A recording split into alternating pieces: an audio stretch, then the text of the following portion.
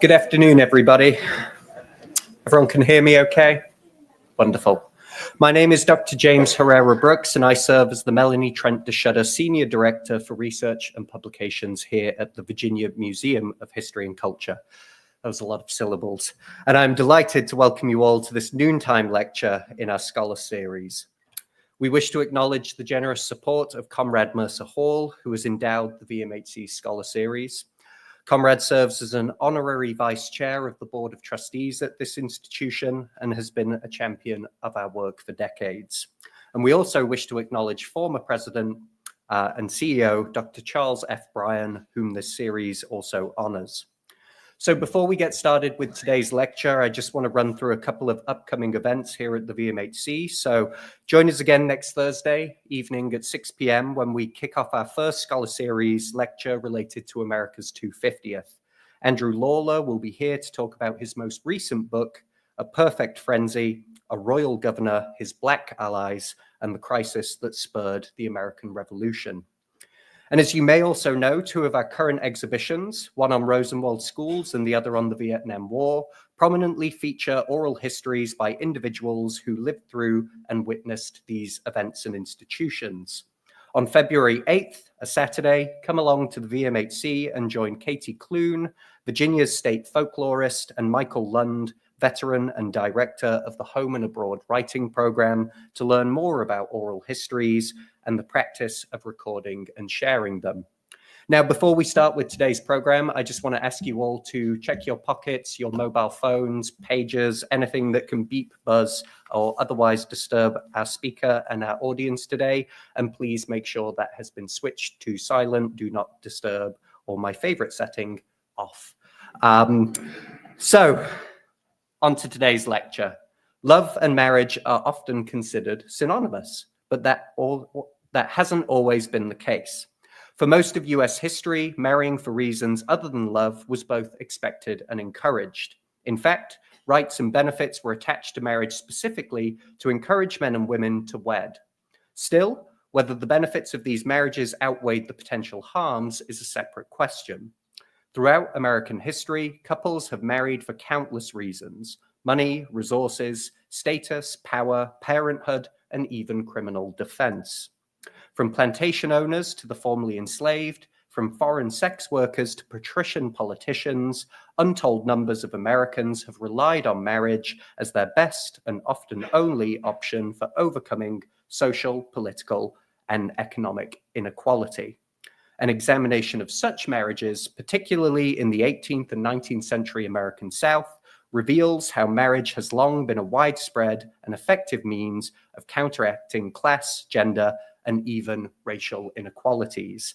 I just want to quickly note that coming from a hollowed out industrial town in the north of England, I can't imagine any other reason that my wife would have married me other than for love. At least that's what I keep telling myself. So here today to talk us through Wedlock Past is Dr. Marcia Zug. Marcia is the Miles and Ann Lodeholt Professor of Family Law in the Joseph F. Rice School of Law at the University of South Carolina, more syllables. And she has written numerous articles that have appeared in publications including the Yale Law Journal, the UC Davis Law Review, the American Indian Law Review, and the Virginia Law and Policy Review. Marcia was last here at the VMHC to talk about her first book, Buying a Bride, An Engaging History of Mail Order Matches, in 2016. Her second book, You'll Do, A History of Marrying for Reasons Other Than Love, is her second book, available in our shop today, and of course will form the basis of today's talk. So please join me in welcoming back Dr. Marcia Zug.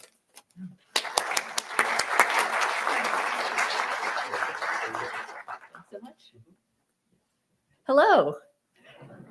Thank you so much for coming. This is one of my favorite places to speak. I find that the Virginia Historical Society has the best audience. You guys laugh at jokes, which I appreciate, and you show up in person, which I also appreciate. So I want to thank you so much for being here. So before I get started, I want to talk a little bit about what motivated me in writing this book. And in the introduction, it was mentioned that I'm a family law professor, so I teach marriage, divorce, child custody, the typical family law topics. And as I teach about marriage, one of the typical questions I ask my students is, how many federal benefits do you think attach to marriage? And, I asked them to throw out a number. This year, the starting bid was 10. And that's the lowest I've ever seen.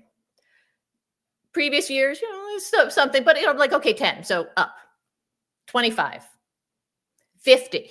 And then I stop them because we'll be there all day, because there are well over 1,000 federal benefits alone that attach to marriage. That's not including the state benefits. And I don't single them out about this because it's like a fact I think they should know. I think it's very telling. I've been teaching almost 20 years now, and every year the number called out goes down. So what does it mean when people don't know what marriage does, right? If you don't know what marriage does, then you have a different sense of maybe why you should get married. So as I was looking at this, there's been a lot of talk in recent years about declining marriage rates, declining birth rates. We can talk about that a little bit later. But if you want people to get married and people don't understand what marriage does, you're not going to incentivize them. They're going to think marriage doesn't matter. And that's the other thing that I'm seeing amongst my students, amongst young people, that a lot of them are in very serious relationships, but they don't see a point in getting married. And one of the other things they'll say, and this makes sense if they think there are only 10 federal benefits, is that they can contract for them. I'll just, we'll draw up a contract, we'll write down the 10 federal benefits, and we'll be able to get them that way. Now, first off, we're talking thousands, but the second part is marriage is contract, but it's also a legal status, meaning that there's lots of stuff that you get through marriage that you can't just decide to get through contract. The obvious example of that is immigration benefits, right? I can't say that through contract, I'm going to bring you over, skip the immigration line, go to the front of it the way spouses can, because I decide that you're my person. So that was part of the motivation writing this book, this idea that people need to understand what marriage does in order for them to decide whether marriage is good for them. The other part of the motivation in writing this book was that I had a personal connection to it. I married for love. I say that in the dedication. I make it very clear that I'm married for love. So this book is not about my husband, but there are family stories. And there's one in particular that I talk about in the introduction. I'm going to read to you. That was always in the back of my mind as I was teaching about the benefits and duties that come with marriage and why people might get married for reasons other than love. So we talk a lot these days about love as the only reason to marry. I'm going to talk about how that came to be. But we have this image of marriage as for love, and then we have the legal rights and benefits that attach to marriage that have nothing to do with love. So I want to start with a couple of excerpts from the book, one from the introduction about my own family history, and then one from the end, which has to do with the last reason that I wrote this book, which is there are so many really good stories about people marrying for reasons other than love that I needed someplace to put them, right? So I needed to write this book so I could get them out there. You'll Do was inspired by the marriage of my great aunt Rosie, a brave woman who didn't marry for love. In the late 1930s, Rosie was working in a garment factory on Manhattan's Lower East Side. Like most of the workers, Rosie was Jewish. Her best friend in the factory was also Jewish, and both understood the dangers posed by the rise of fascism in Europe. Rosie and her friend were safe, but her friend's brother Saul was not. Saul lived in Poland, and as the Nazis rose to power, Saul's family began to fear for his life. They desperately sought to bring him to America, but the U.S.'s draconian immigration restrictions severely limited the immigration of undesirable groups such as Jews. Saul was stuck. America would never grant his immigration application, with one exception: marriage. The only way to get Saul out of Poland and save his life was to marry him. So that's what Rosie did. In late 1937, as Nazi Germany was preparing for war, Rosie left the safety of America to marry a man she had never met and save his life. Saul entered the United States in September 1938. He moved in with Rosie, They had a daughter and fell in love. Rosie and Saul's story has a happy ending, yet it's a tale that haunts me. If Rosie hadn't married Saul, he almost certainly would have died in a Nazi concentration camp. Marriage saved his life, but only because U.S. immigration law denied him entry in the first place. You'll Do is full of similar stories. Stories that show how generations of American men and women have used marriage as a loophole to circumvent unfair or discriminatory laws. Unfortunately, not all these marriage stories are as admirable as Rosie's. You'll Do reveals how the rights and benefits that attach to marriage can also perpetuate harms. My family has a second, darker marriage story that falls into this category. Many years ago, one of my relatives lived with his wife and daughter. The daughter was mentally disabled, and after her birth, the couple was unable to have more children. This caused them great sorrow, and when their daughter was grown, they paid a man to marry her and provide them with a grandchild. The marriage took place nearly a century ago, and the daughter's capacity to consent does not appear to have been an issue. The two were legally married, and shortly thereafter, the daughter fell pregnant. Then, having fulfilled the terms of the bargain, the husband disappeared. 9 months later, the daughter gave birth to a healthy baby. The second story is about marrying for money, but it's also about marrying for parenthood and for criminal and legal protections. Marriage provided the husband with money, while also protecting him from criminal prosecution for rape. In addition, marriage gave the grandparents their longed-for second child and protected the child from the legal taint of bastardry. The specifics of my family stories are unique. However, their instrumental use of marriage is not. I have a neighbor who married to lower his university tuition, 2 friends who married for tax breaks, and a colleague who married for a green card. Though I just found out I have 2 colleagues who married for a green card. These 4 are just the ones who have told me about their non-love reasons for marrying.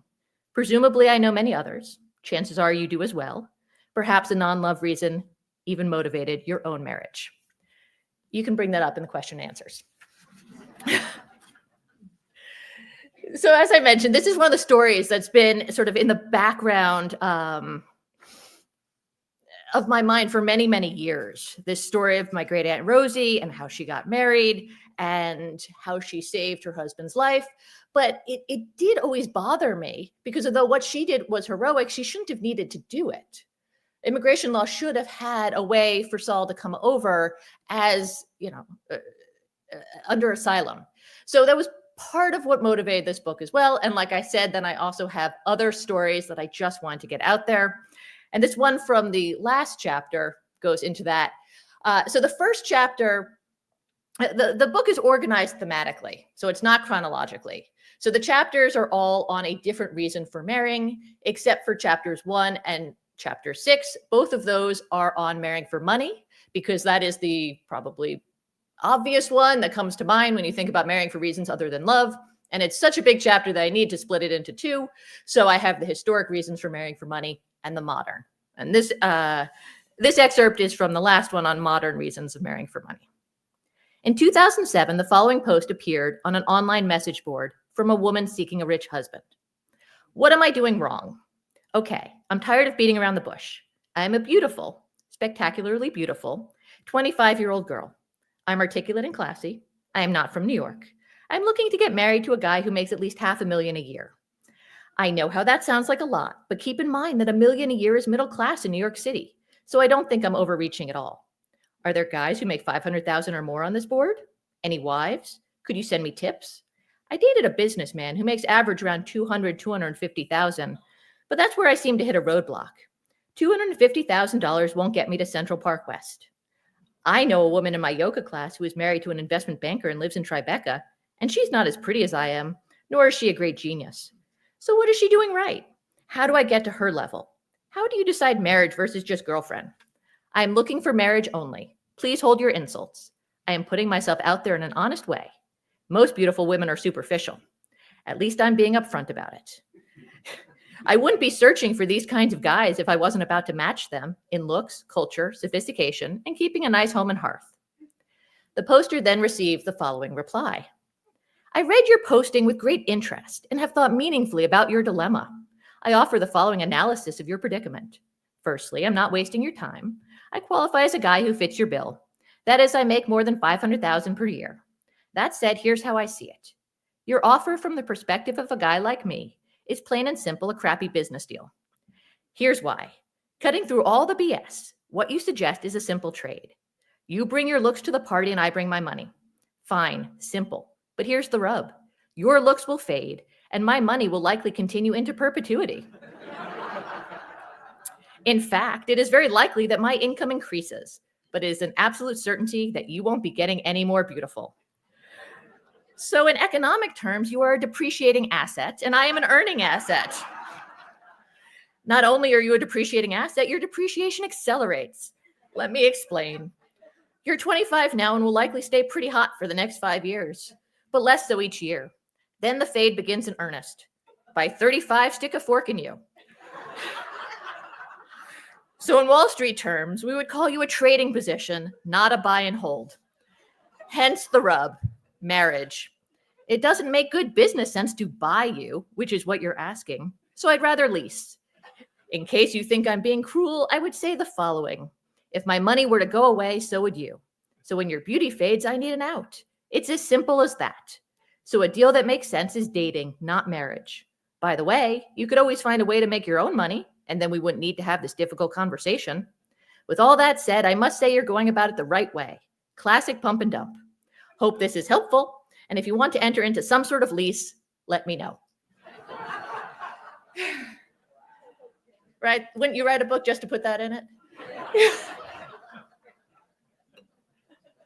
Okay, so one of the things about that excerpt that I just read is that line where he says, we only have this conversation because, or we wouldn't need to have this conversation if you decide to make your own money. And that's interesting because part of the reason that women historically have married for money is because they couldn't make their own money. So traditionally, the idea of marrying for reasons other than love was fine. Marriage was considered an economic bargain. Women couldn't make their own money. There were very few jobs that women were allowed to do. It was very, very rare. So if women wanted to be financially independent, they needed to get married. That was the only way to leave their childhood homes, move out of their family situation, and at least have, some independence from their birth families. So women traded their services, right? Their marital services. These are things like taking care of the home, cooking, cleaning, having children, sexual services in exchange for economic support. This was expected and it was approved of, right? This is what you were supposed to do. If you fell in love, that might be good. I actually have a bunch of anecdotes about how parents, when they're trying to sometimes arrange their kids' marriage, actually hope that their kids don't fall in love because that can make the price higher in convincing the other one to get married to them. So marriage was seen as this economic bargain where women traded their services for financial stability. Now, part of the reason that this was considered fine is that we meaning women, were under something known as the doctrine of coverture. When women got married, they were legally covered by their husband's identity. That's what coverture means. It means to be covered. So married women were covered women, which means that they had almost no legal rights of their own. So if a woman married a man for his money, it didn't matter. You could marry a man for his money, but whether or not he would share any of it with you was a big open question. You had no right to that money. So female gold diggers were not a concern in the past. In the past, what we were concerned about were male gold diggers. And some of the earliest anti-gold digging legislation, or all of it, was directed at men. And some of the first attempts to prevent it were in Virginia. You had situations where there were plenty of families that had lots of wealth, large plantations, and maybe only a daughter. So the daughter was going to get all of this wealth. She would bring it with her into the marriage. And there was the concern that maybe they'd be marrying guys who were interested in the daughters for the wrong reasons, right? They were only interested in their money. And if that happened, these gold digging men would have full control over the women's money and could ruin the family fortunes, right? So some of the early gold digging legislation attempts to prevent this, you had things like incest laws. So all of the original colonies allowed first cousin marriage. And part of the reason for that was this idea of keeping it in the family, just like, the nobility did back in Europe. If you married your daughter off to her cousin, better chance that you knew him, he wasn't going to ruin the family fortunes, he wasn't after her just for her money. So that was part of the reason why we had permitted close family marriages. The other attempt to get at male gold diggers were age of consent laws. Again, Virginia had some of the earliest ones, and this was the idea that young girls could only get married with parental permission because young girls make very bad decisions, was the idea. And I have 2 teenage daughters, so I agree with this. And that they might just be swept off their feet by some handsome scoundrel, and they needed their fathers to be able to, check that the guy was marrying them for the right reasons. These were medium effective, right? There was still a lot of gold digging going on and ruining of the family fortunes, particularly in the South with the large plantations. So the solution to this was the Married Women's Property Acts. Now, lots of times, maybe in this audience, you knew that the first one was in Mississippi. A lot of times people think they're up in New York because that's the more famous one. That's the one more about women's rights. In the Mississippi one was based on this concern about gold digging husbands ruining the fortune of these rich women, because as soon as a woman got married, her husband had control of her money. So the early Married Women's Property Acts were an attempt to prevent that. It meant that if a woman came into marriage with money, she had control over it and the husband couldn't get it. These were very, very successful. And they essentially ended male gold digging entirely. I have a whole anecdote about this. Well, now they're famous to me, couple who's actually up in New York. Harriet Kruger, she's this rich heiress. She has this suitor from Virginia, very handsome younger man. He's decided that he's going to marry her for her money. She's not so sure she's interested in getting married. He courts her for a decade. He outlasts all the other men. She finally wears her down. She says, okay. Night before the wedding, she hands him a prenup.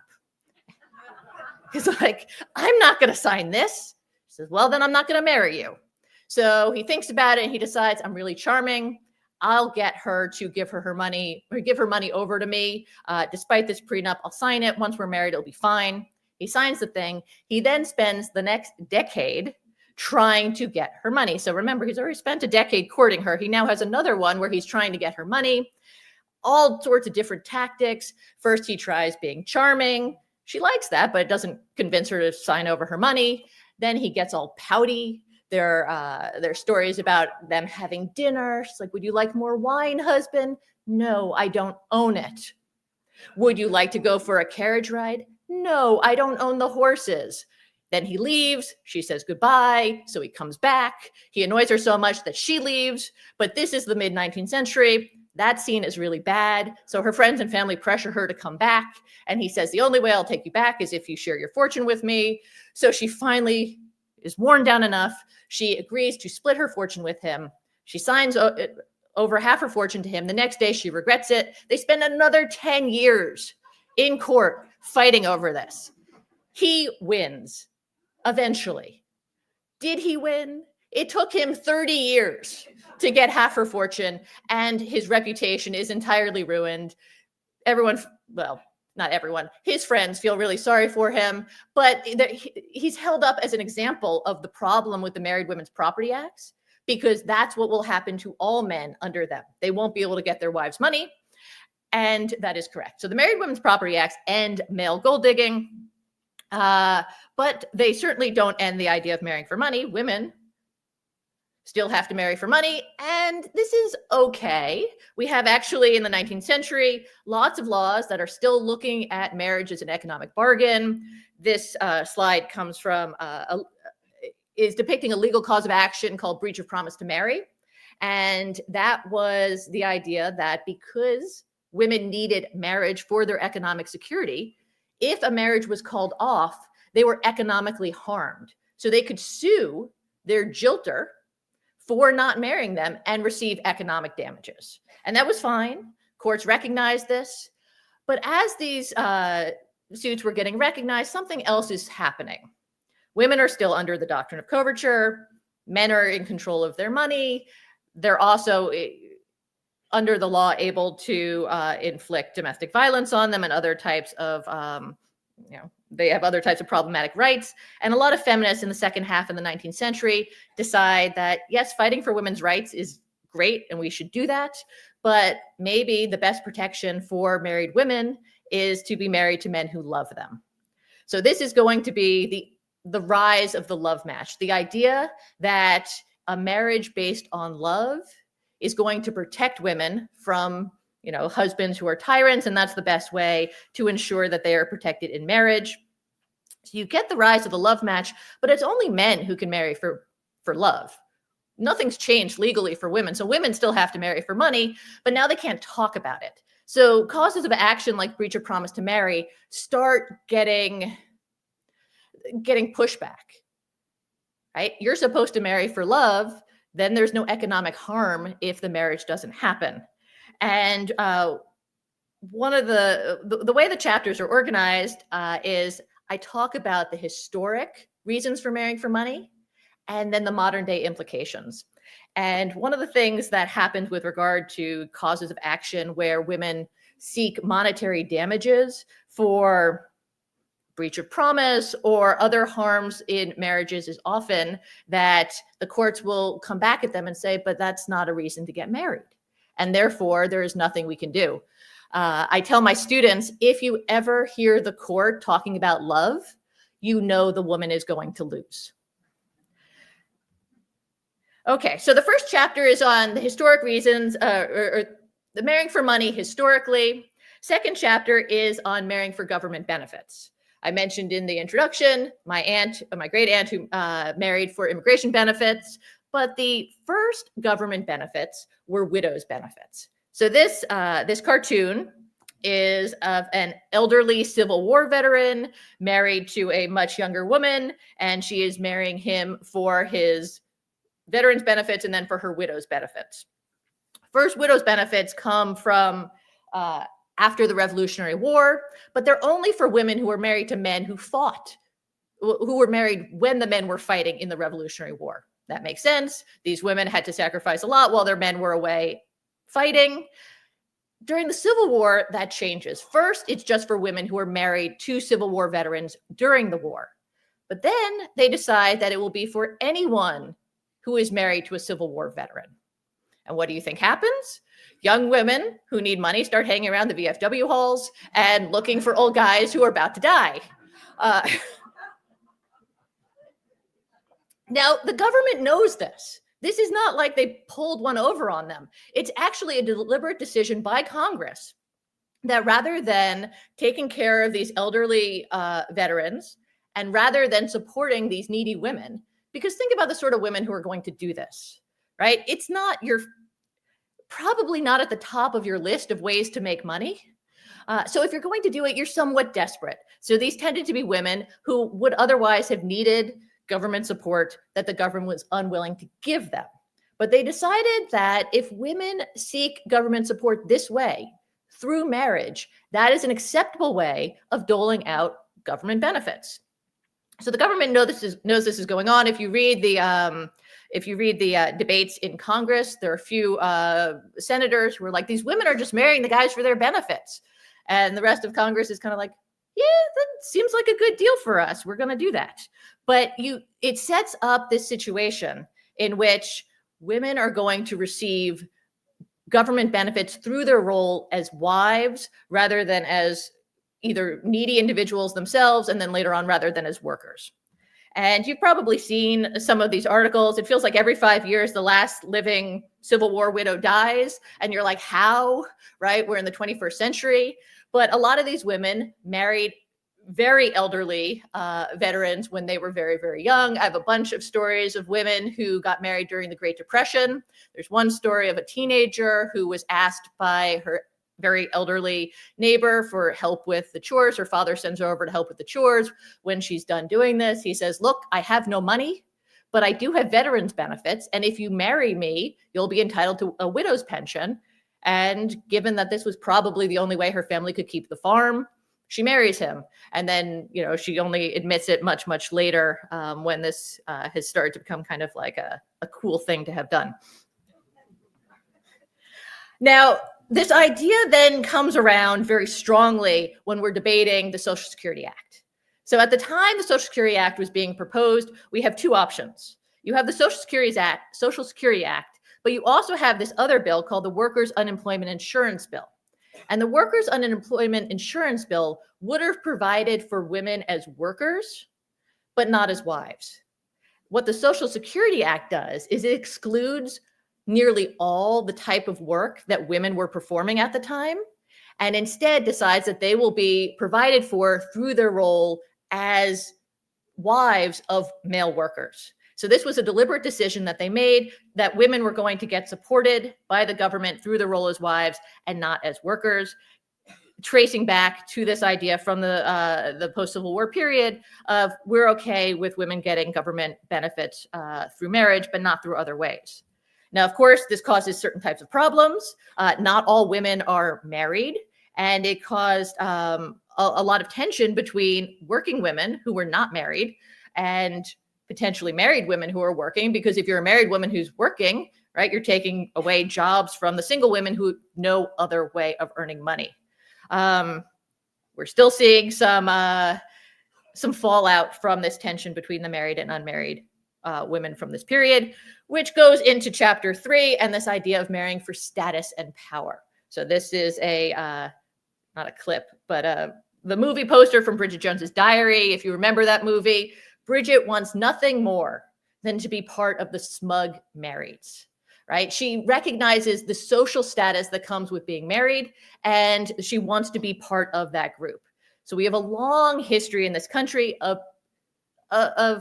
giving higher status to people who are married, and giving actual legal and political rights based on marital status, political power. So these are the Adamses. Some of you may remember Abigail Adams's famous letter to Remember the Ladies. This is when the men are deciding how who's going to get to vote in the new country, and John's off making these decisions, and she writes him saying that, I know your idea is that the husbands will vote for their wives and represent them, and that's great if they have lovely, wonderful, caring husbands like you who listen and respect their wives, but not all husbands are like that. Some of them are tyrants, so maybe the women should have some of their own power because sometimes men ignore them. And he says, very good point, and promptly ignores her, thereby proving her point. Another example, you've got the Hamiltons. If any of you have seen the musical, my favorite song in there is the one where Angelica's talking about how Hamilton just likes her because she's a Schuyler sister. He doesn't really care which one she is. The idea of marrying for political power, it has a long history in this country, especially, again, going back to the founding, the idea that the way men would demonstrate their worthiness for assuming political power was through marriage. The idea that an unmarried man could lead the country was very questionable. There I have some letters that George Washington writes to his nephew, basically saying, get married so you can prove that you are worthy of holding, power and respect, because unmarried men do not. There are a whole bunch of not in the South so much, but in the North, you have a lot of these anti-bachelor laws. There are many towns in Connecticut and Massachusetts where unmarried men were literally not allowed to live because they were seen as so questionable, right? Marriage was how men proved they were worthy citizens, and those men who didn't get married, there was something suspect about them. Now, one of the things I think that was most interesting for me in doing this research was finding out this idea of marrying for racial status. And I live in South Carolina. We learn a lot about, the post-Jim Crow South. But in the antebellum period, marriage was a way that it could be used for two different things with regard to racial status. One, it could be used to cement ambiguous racial status. So for mixed race individuals who it wasn't clear what they were, marriage to a white person was proof that they must be white, because a white person wouldn't marry a black person if, in the South. So that was one way that racial status could be proven. But what was really interesting was not the ambiguous cases where maybe there could be an argument, but the well-known cases in the sense of where racial ancestry was not in question. So this is a political cartoon having to do with Richard Mentor Johnson, who was a senator from Kentucky. He had 2 children with an enslaved woman named Julia Chin. He never freed her, but he did want his 2 daughters to be accepted in white society. These girls, there was no question about their racial ancestry. Their mother was literally enslaved to their father. But he decides that he wants them accepted in society. It causes lots of problems for him in his political career. He manages to overcome them. But the way he was going to have them accepted in white society was marrying them to white men. And what's interesting is that it worked. As soon as they got married to white men, on the census, their race changes to white. And there's a really interesting case also from Virginia, where you have a family that's living in Virginia that had recently been enslaved. They had been freed maybe 3 years prior to the issue in the case. And under Virginia law, freed Black people could not stay in Virginia. They needed to leave. And this family didn't want to leave. So they petitioned the Virginia legislature to stay. And their argument was that they were white. And the way that they were able to prove this with the help of their neighbors who wanted them to stay too was that they must be white because they're married to white people. Now, these people had been enslaved only a few years earlier, yet that was sufficient argument to change their racial status in the antebellum South. The other part of this status question has to do with in general, discrimination is not permissible, but discrimination against the unmarried, against single people, is totally, totally fine, right? Landlords can absolutely say, we're not going to rent to single people. Gyms and other establishments can say that we're going to give discounts to married people, to coupled people, but not to single individuals.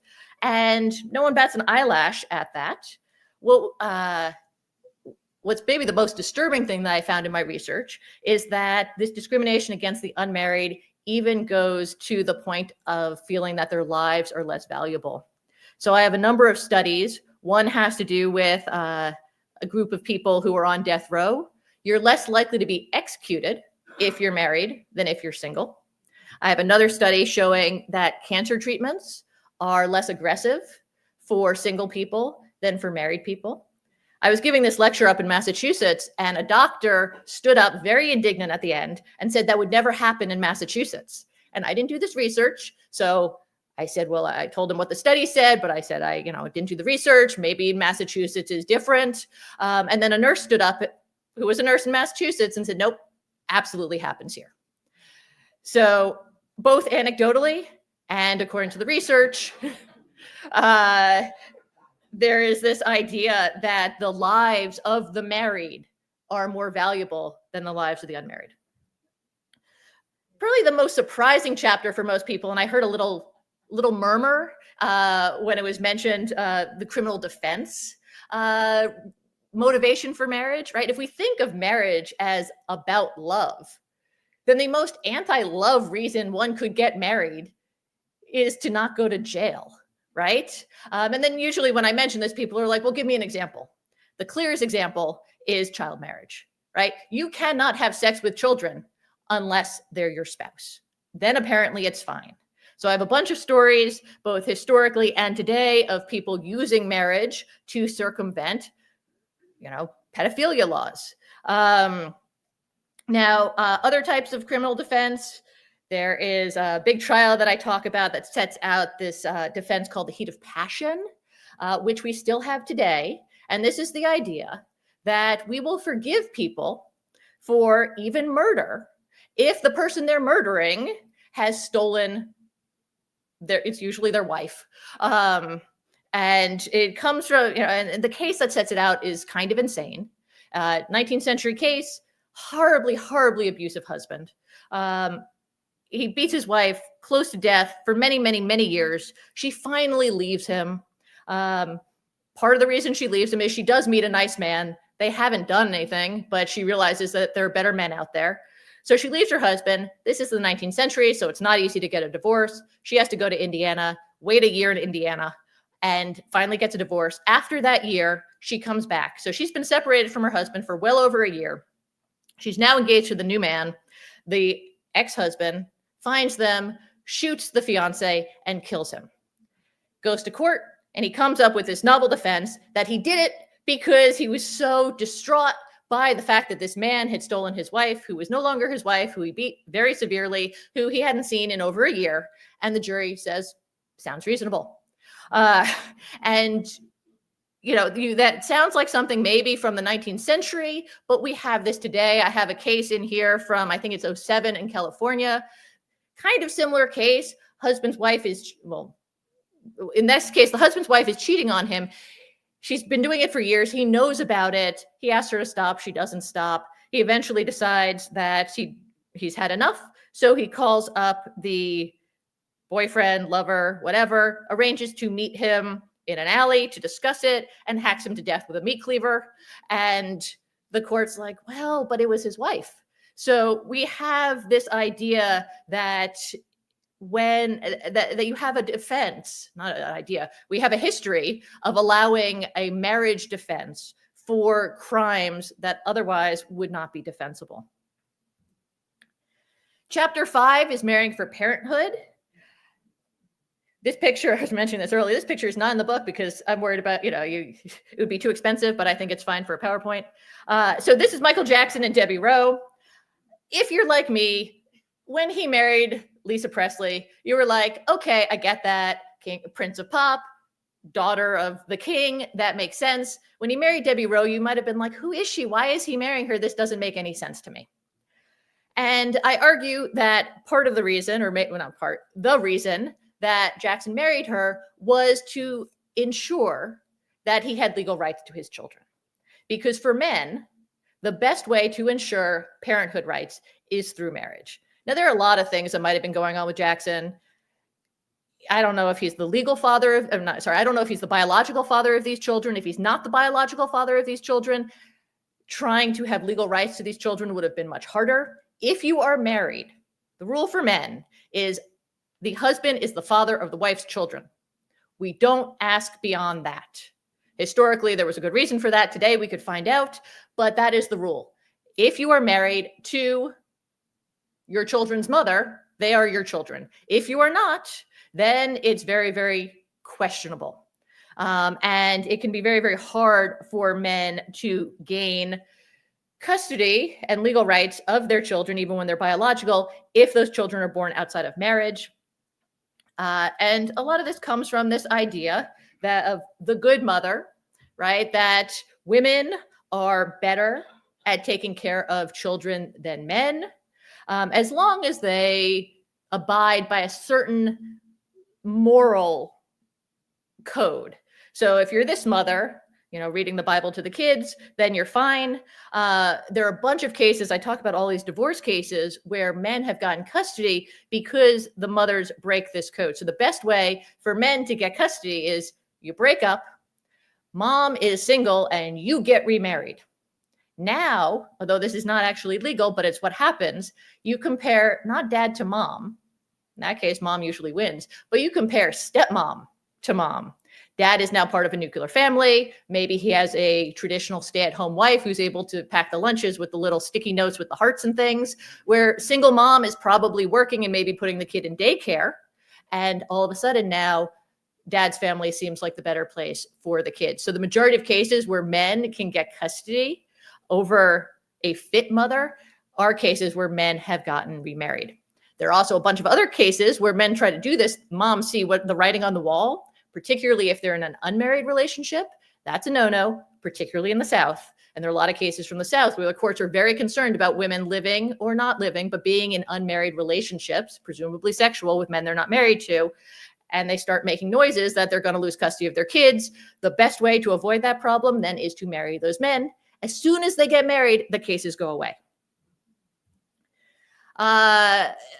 Other part of, going back to Michael Jackson, not sure how she got pregnant, but a lot of the new reproductive technologies are much, much easier to access or actually forbidden if you're not married. Historically, only married people had the right to access things like artificial insemination. It was prohibited for single people. It's still much, much more difficult for single people, sometimes still prohibited. Even if it's not prohibited under law, insurance typically or often discriminates against such procedures for the unmarried.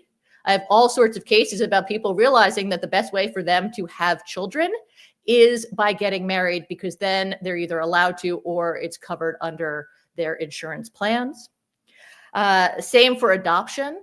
Lots of cases where people decide to get married because they want to adopt a child, and they realize that either it's prohibited or much, much harder if they are single. And that brings us back to marrying for money. So the last chapter is on modern examples of marrying for money. One of my favorite websites is this website called millionairematch.com. It's a gold digging website. But that's not how it was originally. So originally it was an anti-gold digging website. The idea was, I'm a millionaire and I'm worried that someone wants to marry me for my money. So how do I avoid someone who's marrying me for my money on these, Tinder type websites? Well, we'll create this website. And I go onto it, I upload my W-2, it proves that I'm a millionaire, and everybody else has to upload their W-2, so they're millionaires too. So everyone on there is a millionaire. And I start looking around and decide that millionaires are not as hot as I had hoped. So I decide that I tell the organizers that maybe there needs to be a seeking millionaires. That's these people are them. Right? And so it turns out that lots of people who express this concern about marrying for money aren't actually upset with this idea of the marital bargain. They want to know it's happening. They want to know that's what's going on. But when they understand the rules, they're actually perfectly fine with exchanging their economic stability for services such as youth, attractiveness, childbearing, things like that. So this is just a modern day version of the traditional marital bargain, and it's for marriage. So these people are protected by all of the laws of marriage. The ones that concern me are the sugar daddy websites. So the sugar daddy websites are about rich people who are seeking someone to spend money on, younger, it's usually younger women, but they're not marital relationships. So these cases have no protection. So marriage, going back to what I was telling my students, they don't always understand the difference between marriage and not marriage. These look maybe, well, I wouldn't say on paper, maybe on slides, they look fairly similar, but legally they are extremely different, right? One has all of the protections of marriage. If it's a bad relationship, if it's exploitation, you get out with, you have the protections and you have the economic security of it. Sugar daddy websites are not like that at all. Which brings me to the future of marriage. A lot of stuff going on these days. There's been a lot of talk about declining marriage rates, about declining birth rates. What can we do about it? In Project 2025, which seems like it's getting implemented, that one of the areas that they talk about in it is getting rid of what's called no-fault divorce. And it's related to this idea that we want people to get married and stay married. And the argument is that divorce is too easy. And therefore, we should only allow people to get divorced based on a few very limited grounds, these fault-based grounds, and eliminate no-fault divorce. A few years ago, I've been now teaching for, this is my 17th year. Until recently, the idea of eliminating no-fault divorce, which every single state has, and every single state had pretty quickly, liberal, conservative, it was done because there was a need for it. It is now being proposed in a number of state legislatures that, these bills to eliminate no-fault divorce. None of them have passed, but these weren't even on the table a few years ago. And as more and more states consider them, I think it's likely that some will start passing them. Whether or not this actually keeps people married is very questionable. If you look back at the 19th century, when you had no no-fault divorce, it's not like people stayed together with someone that they didn't want to be married to. There was just a lot more bigamy. So I don't know necessarily what's going to happen, but marriage and the future of marriage is certainly in flux. I think we're going to see a lot of legal incentives. That's what this book is all about, right? The different ways the law can direct people into marriage, and then how people potentially use those rights and benefits that come with marriage for other reasons. So if you attach rights and benefits to marriage, people are going to marry for them, but whether or not that's a good thing or a bad thing or what we want is very questionable. So I will end there, and I welcome your questions.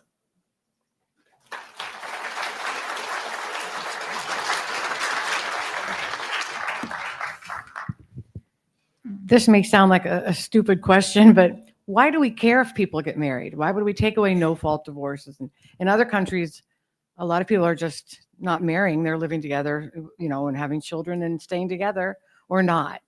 So why do we care, I guess? Well, America cares. In America, marriage is the most stable family structure. It doesn't have to be, right? In Europe, it's not. Unmarried and married people have the same likelihood of breaking up. In America, that's not true. In America, marriage is how you show this higher level of commitment. So it could change. But if we think that a stable family, a stable two-parent family with kids throughout the children's childhood is what we want, that's a reason why, arguably, we want people to get married. You've probably heard that, at least, again, I hang out with a whole lot of 20-year-olds, but, they get the pressure, when are you going to make it legal? When are you going to make it official, right? Until you're married, there's this sense that it's not real. And marriage is how we show our ultimate form of commitment to each other. And until that changes, that's one reason, arguably, why we would want it. We have this history of marriage as being the foundation of our society, the social building blocks. One of the things that I didn't talk about that's in the book is that we had a moment with the same-sex marriage debate in which we could have decided that marriage shouldn't serve that purpose. So with the same-sex marriage debate, first it comes up with this question of, is it fair to deny all of these rights and benefits to same-sex couples? And as the litigation progresses, more and more states say you can have all of the same rights and benefits, you just can't have the name marriage. So by the time you get the Obergefell decision, really what they're fighting for is the status of marriage. And they could have said that, you know what? Marriage isn't that important. The status of marriage is declining, that everyone should, we shouldn't care about marriage. But instead, everyone doubles down on no marriage. Marriage, just the term, even if nothing to do with the rights, is so important. And if you read the Obergefell decision, it talks again about marriage as this foundation of American society. And I think that was the moment where we could have gone in a different direction about not centering marriage. And instead, what we did was we're going to increase the marriage umbrella, but still center marriage as the foundation of our family structure here. A good question, not dumb question. In the beginning, you started out by saying there was about 1,000 or so different benefits. Can you give us a broad overview? I'm thinking like maybe inheritance is one, and immigration, and maybe tax code. Although I thought if you made enough money, there was a tax penalty. Can you give us a kind of high level overview on that? Sure. And the tax one goes both ways, but the benefit comes if you're in a traditional marriage, right? One high earner and one non or low earner. If you're in a more equal financial relationship, then there's a penalty, which again goes back to the idea of wives are supposed to be dependent on their husbands. But yeah, inheritance, immigration, lots of health types of benefits, things to do with medical care, lots of death benefits. I mentioned the criminal benefits, all sorts of parenthood benefits that come with marriage. So a lot of these can be broken up into the different categories. And within inheritance, you'll have, hundreds. And a lot of these federal benefits of anytime the federal law says spouse, and it says it a lot, that's a benefit that only a spouse can get.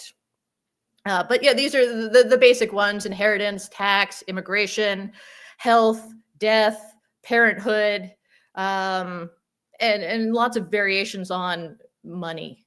and rights to certain types of monetary benefits that can come either from the government or from the person you're with. Just compensation for work that you do in a marriage. I was mentioning before that, where the court says love, you're going to lose. Most of those cases have to do with women who have been in a long-term relationship with a man and have contributed to their career. I talk about, I don't know if you guys are aware of the rapper 50 Cent. There was a big case with him. His long-term girlfriend, she supports him while he's, building up his music career. She takes care of the kid and the home and everything. Then he dumps her, and she's claiming that she should have some compensation for all the work she did in that relationship to help him get where he was. And the court's like, no, you did it out of love. You were his girlfriend. But if she had been his wife, they wouldn't have looked at any. They would have been, you're his wife, so therefore you're entitled to it. So there are a lot of those types of protections that come as well.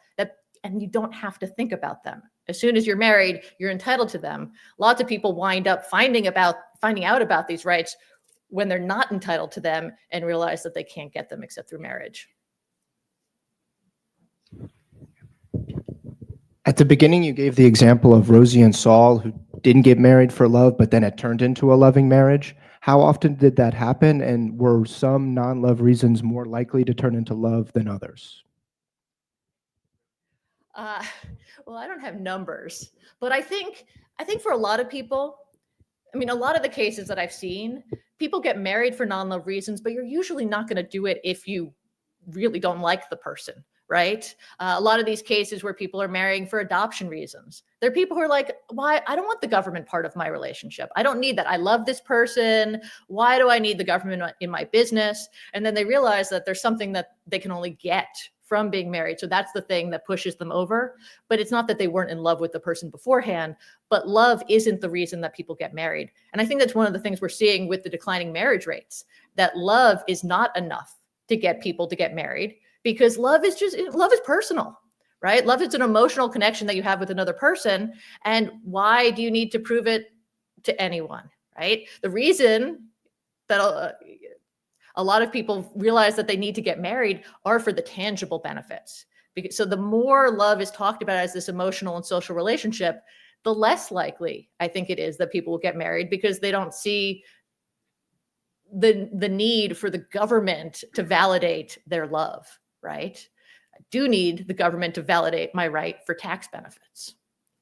In terms of how often it changes from non-love into love, my previous book was on mail order matches. So these are people who marry who've never met each other. So they're not in love when they get married. And lots of those relationships turn into love. I don't have a number on it, but I have a lot of interviews that I've taken from other people of foreign women who come over because they want to be in America. So they are marrying for the green card, but they're not marrying. It's not a fake marriage, as in they're marrying to come to America, but they plan on being married. And in these interviews, they're often asked, do you love him? And they're like, well, I married him for these reasons, but he takes care of me and he takes care of my kid. And yeah, how could I not love someone who takes care? So like going back to the marital bargain, if both sides fulfill it, it often does turn into love. And in some ways, these types of instrumental marriages may be more likely to stay together because you understand why you're married, right? If you're just married for love, you hear a lot in these divorce cases of, the spark is gone, the passion isn't the same.